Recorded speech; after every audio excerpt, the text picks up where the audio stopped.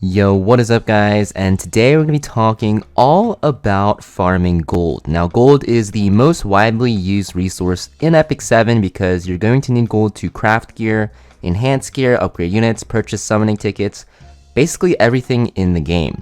Now gold is easily obtained but is also easily going to be used for those reasons. Now I'm going to be talking about the most efficient ways you should be farming gold so you never actually run out.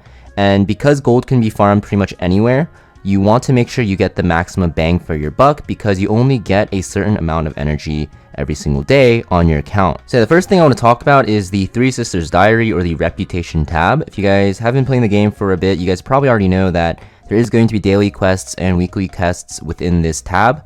The most important one for the daily reputation quest for gold is this 20 chest. Now at the 20 chest, you're going to see that there is going to be a 10% battle gold earned for 1 hour, and this will work in pretty much every single area of content. So what that means is you're going to want to actually make sure you get to 20 reputation every single day, and then right before you do your huge energy spam and use all of your energy, you want to actually click this chest to activate it, and then spam all of your energy, all of your hunts, whatever you use your energy on. And even for like Abyss and Automaton Tower and even Goblin Dens from side stories, this gold buff will work for those as well. So before you actually claim like huge Abyss rewards or even Automaton Tower rewards, you definitely want to make sure you actually have this activated. Also guys, you're going to want to make sure you are in a guild. Now guilds are very important because in the captain shop, your officers and your guild master will actually be able to purchase a guild buff. The first one is going to be 10% hero XP, which is basically going to be stigma, which will in turn be more gold, which we'll talk about later. And you're also going to see the Blessing of Wealth, which is just a flat 10% gold buff for the next 12 hours. And you can actually buy this twice, so it'll go for 24 hours. So even after maintenances, this will still be running. So yeah, this is pretty easy to activate. All you need is to use 200,000 of your honor coins. If you guys have been playing in your guild for a while, you'll know that every single player can actually donate up to 50,000 a day. So that basically means you need 800,000 of these honor coins per day to run both of these at the same time consistently, meaning that you only need 16 members in your guild active so you can have these buffs running constantly. So you definitely want to make sure you're in a guild. More active is better because with that gold you can buy even more energy down here every single day, which your guild should be doing if they're super active, and then you'll be able to farm even more gold with that energy that you actually have. Also in World Boss, you're going to get a lot of gold rewards, and if you aren't in a guild already, you definitely want to join anyways because there are a ton of benefits besides just the gold, right? World Boss gives you a ton of summons, a ton of catalysts, a ton of gold, and just like, you know, equipment conversion gems. You have Guild Wars, which will give you Mystic Metals, and you have Ancient Inheritance, which gives you a ton of great gear and other stuff when Ancient Inheritance is running. So you definitely want to make sure you're in a guild anyways, but if you're not, a gold is going to be a huge reason why you should be a part of one. Next thing I want to talk about is your sanctuary. So in your sanctuary, you get a certain amount of these Breath of Orbises, and for gold purposes, there's going to be certain ones you want to upgrade. So the first one you want to focus on is your Steel Workshop. This is going to give you basically less gold required for crafting or forging, which you're going to be doing pretty much the entirety of the game. You just want to max this out in general, but for gold, you definitely want to make sure you max this out because 30% cheaper is going to be a ton of help. The second one is going to be the Alchemist Steeple. You can see I actually don't have the one on the left maxed out, but it is a good option if you actually want to save gold. This one, however, I would recommend skipping because even though this will save you a bit of gold, and there's going to be better usages for your points, which we'll talk about. And that better usage for your point will be this Heart of Orbis. You definitely want to max this out because, yeah, you just generate a lot more gold and sky stones over time. Some people like to do actually just level 2 of this one and then just check in like every 8 hours, I believe. But for me, sometimes I get lazy, I don't look at my phone, so I do have this maxed out.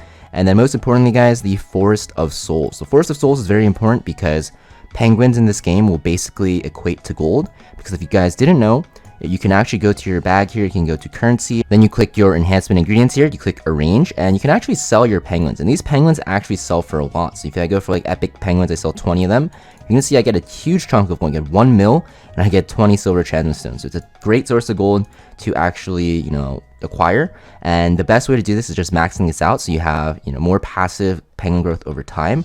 And this probability blessing here on the left, the orange one, will be really good because as you actually growth alter some penguins, you'll have a higher chance to get the higher rank ones. So most people will actually spam acquire these penguins if they have an excess amount of stigma. especially if they don't need these spirit blooms to actually, promote their units, and they just spam this. And with the penguins that they get, if they don't need them to actually level up their heroes, they'll actually sell it like you just saw me do, and you get a ton of gold this way. Definitely recommend using this penguin system to actually get more gold. And the stigma, of course, you get by just doing anything in the game, similar to how gold drops as well. Now, if you're looking for stages to actually farm to maximize your gold outcome, Unrecorded History 30 is going to be the best, even over hunts, except for during hunt buff events. During hunt buff events, you definitely want to make sure you farm hunts because you get extra gold from them anyways, and you get extra mats, which will just benefit your account much more than the extra gold.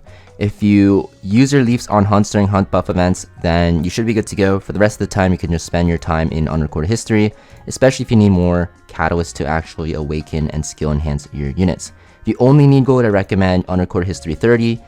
Technically, episode 2, 3, and 4, and 5, any stages will give you more gold per energy, but it takes a lot extra time because, the stages in episode 2, 3, 4, and 5, they take way longer compared to Unrecorded History. So if you really want to maximize your gold per energy, then it is a good option, but it will take a lot of time. Unrecorded History 30 will give you almost twice amount of the gold per energy than Hunt 13 will, except for during Hunt buff events. And you also want to make sure you're using an EXP buffing artifact here. You can see that I have one. I think the most recent one is either going to be this one, or there's another one from last year's anniversary. They usually give this out like once a year. Basically, if you have this on one unit on your team, you're going to increase the EXP acquired by heroes in the team by 15%.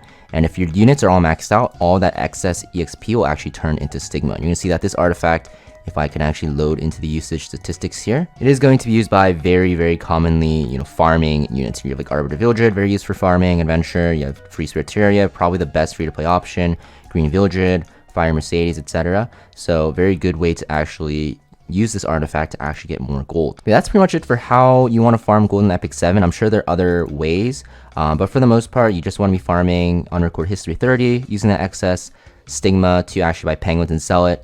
And when hunt buff's running, you want to farm hunts instead, because hunts will give you 30% extra gold. I'm pretty sure actually everywhere will give you 30% extra gold, but with the extra hunt mats you get, it's still worth it to farm hunts, even though you're losing out on a bit of gold.